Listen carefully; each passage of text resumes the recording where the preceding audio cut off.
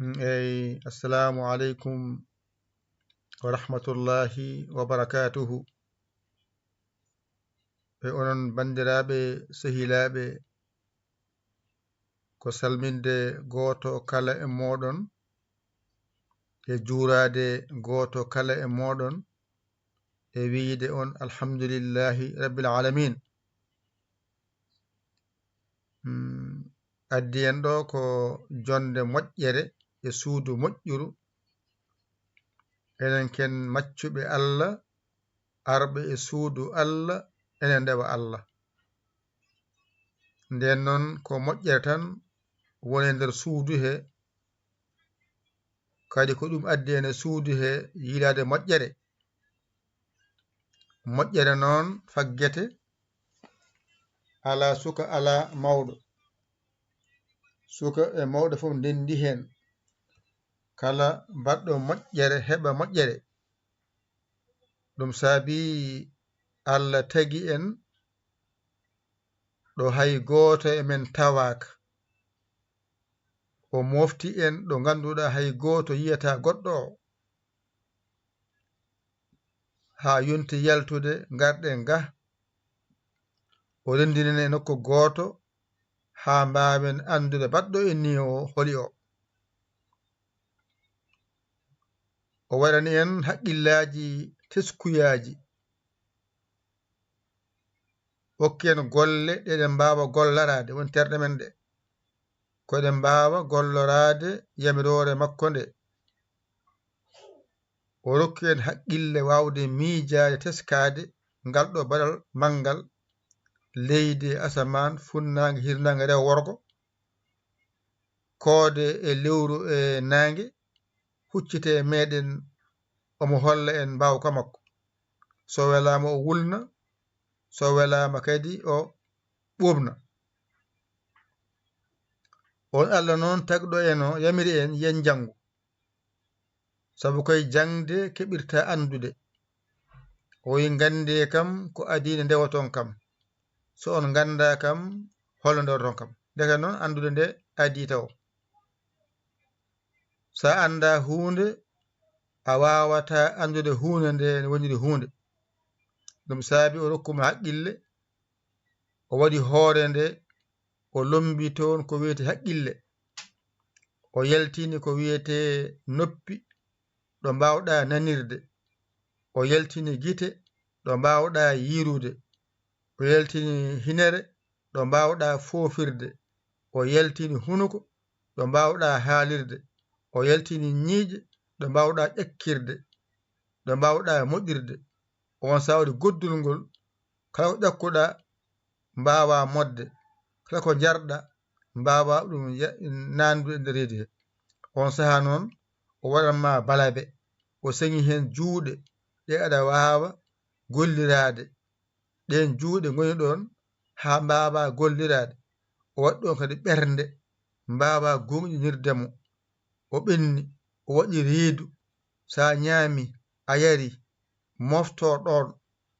Kadi o waɗima lesto kadi yeeso caggal, so tawi ndiyam ɗam heewi toon ɗo rewata yalta, so ñamde nde heewi toon ɗo rewata yalta.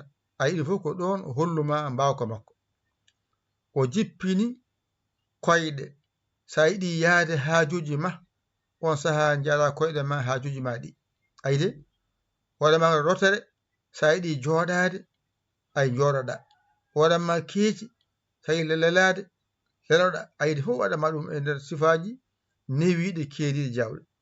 O rokkuma wawde lelade, o rokkuma wawde jooɗade, o rokkuma wawde darade. Ndeke noon Allah holli en mbako muɗum ko adi hande ha yetti hande faade yeeso. Goto kol taga bange nandane goɗɗo, goto ko rokka ko mbaadi muɗum jiida e mbaadi goɗɗo. Kala hen ko tagi haqqille mum poɗɗo mum o waɗe mum on haqqille. On saha noon o rendini en, o jiɓodiri en, hankadi en mbawata andodirde oɗo ɓuri haqqille, o famde haqqille. E nder hen noon teskuyaji men ɗi tesko oɗo de ɓuri en haqqille, oɗo de ɓuri en jawdi, oɗo de ɓuri en gandal, oɗo ɓuri haytoyi. Hayde joni noon on Allah tagɗo en jamiri en ko yen gon neɗɗo goto mballodiren o serndi e noon pecce ɗiɗi.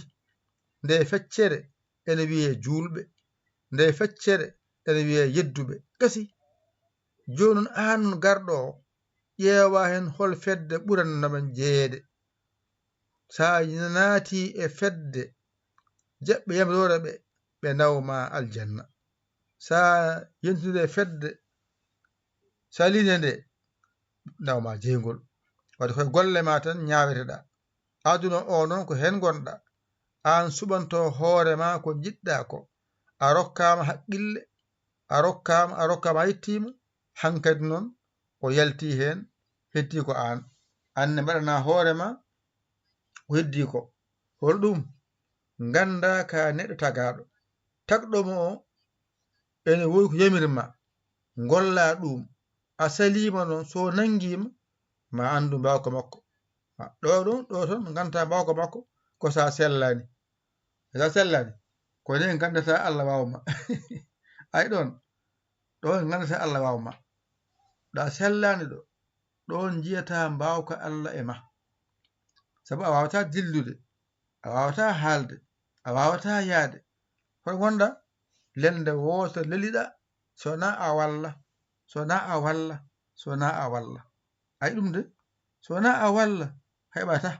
Ɗum noon wadde o noon dokkuɗoma sembe, o rokkuma kattande, o yamirima ya rewmo, o ya rewmo tan. Sa gasi rewde noon ko hedditi hakkude ma e makko kanko jogiti ɗum. Aljanna a jeeya ɗum, jeygol a jeeya ɗum. Kanko jeeyi aljanna makko, kanko jeeyi jeygol. An ko ɗuma tan ko wadde yamirore nde. Sa waɗi yamirore gayni tan a serti hen. Kanko noon jogiti jobdi, a jogiti golle. Golla, gayna, gacciramo jobdi o yomma. Somo yomma noon kanko andi ko heɓatma. An wontan gollowo jamiroje ɗe, gaccowo kaɗe ɗe, ɗon kaddeɗa. Gollu jamiroje ɗe, gacca kaɗe ɗe. On saha noon jaara wonde ka maccuɗo jamiraɗo golli, jaara ka maccuɗo kaɗaɗo acci, gati tongoɗa ɗon ha noon ñano aranma o ƴeewa ɗo faruma o dawma toon. Ɗo ka gonɗo tan a yiya joɗa min gara so min gari min ƴewta min paruma. An e golle ma noon. Sa gollima ko moƴƴi, so min gari golle ɗe ƴettuma dusma ha ɗo aljanna. Sa golli golle bonɗe ɗe gara dusma ha jeygol. Ɗum noon wadde neɗɗo yo rento ƴeewa ko nafata ɗum ko, gollo ɗum ko adina yahto Allah. Hoto fata ha maaya mbiya aɗa rewa Allah ala.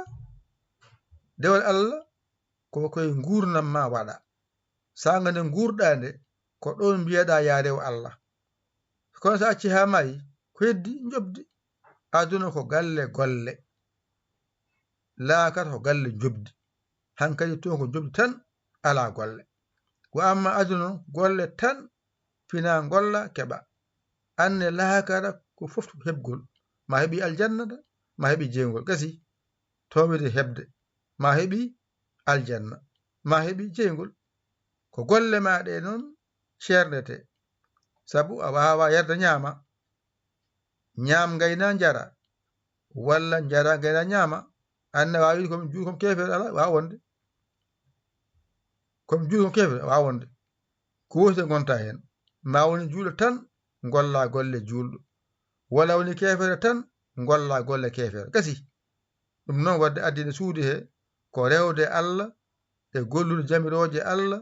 A noon garowo yaataw a andi ko adduma ɗo. Nde ɗo ma jonde joɗɗa ɗo nde adduma ko rewde Allah. Ɗum noon laɓɓin ɗum ha laaɓa. Ay wutte ma so tunwi no mbatta wutte o, guppa wutte o ha laaɓa. On sa so laaɓi ay laaɓi o sohla. Guppa wutte o ha ay laaɓa o sohla. salligo ko haa laaɓa, longal ngal janaba ngal ko haa laaɓa, tamamuya ko haa laaɓa, ko laaɓa o nawatma e laaɓal, kongude ma laaɓa, jikkuji ma laaɓa, ɓernde ma laaɓa, jikkuji ma laaɓa gasi, on so haqqille ma noon wona e miijade ko moƴƴi, golle ma ngara golla ko moƴƴi, anniya ma wona anniya laaɓɗo cer, miijo ma ngo miijo hen ko laaɓi cer, golle ma ɗe golla hen ko laaɓi cer. On saha noon kawra e laaɓɗo cer woni Allah o yamma ko laaɓi cer, nani.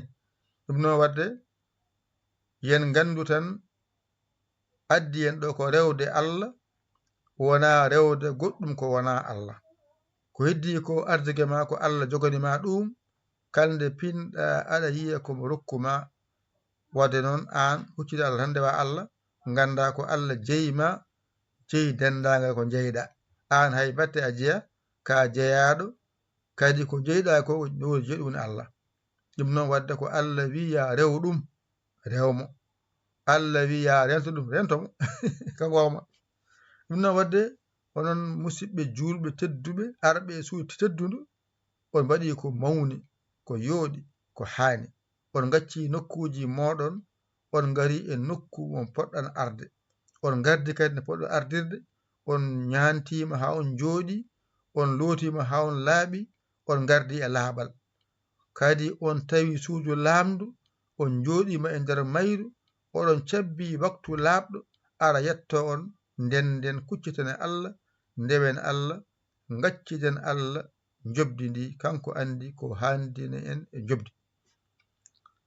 wadde musidɓam julɓe, ko salminde on e juurade on e wiide on ñalawma hande oɗo ko ñalawma rewirde Allah, en ngari e suudu rewirde Allah, on ji en tan worɓe ɓolɓe jooɗiɗo, hay debbo goto jillani nder meɗen, e rewɓe namto caggal to jooɗi toon, kamɓe tan goni toon, waɗa heedo hakkude men e mabɓe ha mbawen dejje, kamɓe eɓene caggal men to, heedo waɗa toon e mbasa yiide en, e kadi mbasa yiideɓe, enen fof ndenden jiyen Allah, kucciden Allah, ndewen Allah, gollen yamirore nde.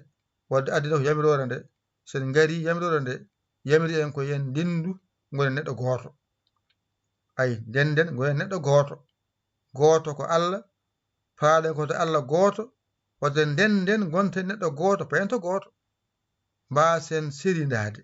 on yi hay sappeji ɗi ko ɗum kolliri, sappe gadano, sappe ɗiɗi, fof en foti haawi loy, sappe o fonde ha fota, yooɗa yuɓɓa, ayde so almami ari darima yeeso meɗen, enen fof daroɗen, nde wonno o darima daroɗen, so habbiri kabbiren, so mo janga deƴƴen keɗoɗen mo, somo janga deƴƴen keɗoɗen mo, ayde somo janga deƴƴen keɗoɗen mo, so jangi hawo gayni o jaggi koppi ñemtinen mo, mbaɗen ko waɗi ko, o ɓamtima mbaɗen ko waɗi ko, o sujjoyi mbaɗen ko waɗi ko, o jottima noon mbaddata ko ha julde nde gasa, o salmina calminen, ayde deke en dendi hunde wotere, enen fof en dendi en kaalani, eɗen deƴƴi, eɗen ndeeƴi, en nani yamirore, eɗen mbaɗi yamirore, goto heedi yeeso men,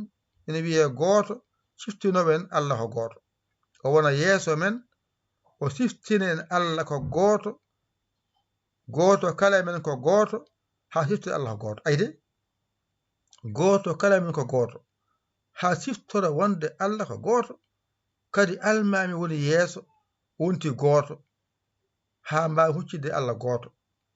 on saha noon suudu ndu sa ƴeewindu no way kono mbaadi qabri ni, ko toon o naati, kanko almami o way kono mayɗo ni, o naati toon, ayde o woni toon no qabri ni, wiya wa so huccite Allah yo anniyo o way kono mayɗo yeeso hadara Allah ni, o wawa wadda hay hunde, o anda hay hunde, fof makko o accidi Allah. on saha noon wona heeɓi ko heɓete ko, enen fof kebden lawol gotol, e kadi en kaadiɗo hañina wonde, kadi alhamdulillahi rabbil alamina, yo Allah hokku en nande e famde, kadi yo Allah rendin en, waɗa en nder welede muɗum duumide, o dande en e bonde e bonnireɗe e lakara, Allah suura en, nder men e boole men o danda ene haaju mo humtotako kala haaju ko ciɗi ko fof yo lomto ene heen humto haaju o danda ene bonde e bonirede o danda ene anje añeede o waɗi en yiɗɓe yiɗaɓe yiɗanaɓe kala moƴƴere o danda en e anje añande o waɗi en yiɗɓe yiɗaɓe yiɗanaɓe kala moƴƴere o eltana en ndemen jurumdiruji funnague hirnague rewo worgo dow less o danda en e dendagal musibbaji funnague musibbaji hirnague musibbaji rewo worgo dow less nder bowal yo hokku en judde balɗe e moƴƴude battane arsugue jaajƴo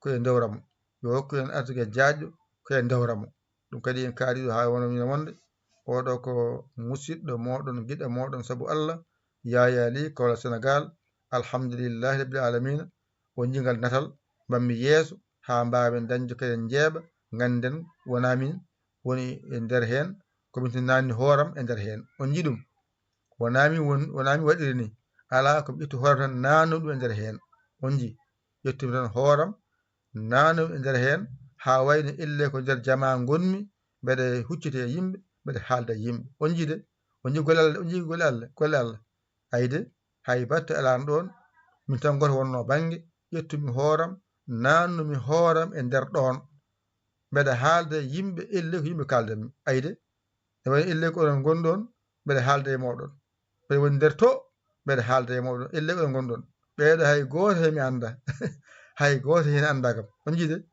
ɓeeɗo hay goto hen anda kam min hay goto mi andaɓe kono noon ko ni mbaɗirimi photo ngo ha tan haala ka wawa yuɓɓodirde hen wadde siftoron tan dental diine mbaɗe abonné no wayanno ni naaton kadi ɓenni noon ko haalete ko nafoore wonde hen nde julɓe naftoro kadi mbaɗen hen balle moɗon e jingare moɗon mbaɗe hen balle moɗon e jinguereji moɗon numéro nan ɗon 77 906 14 81 jinganen golle jahoje ɗe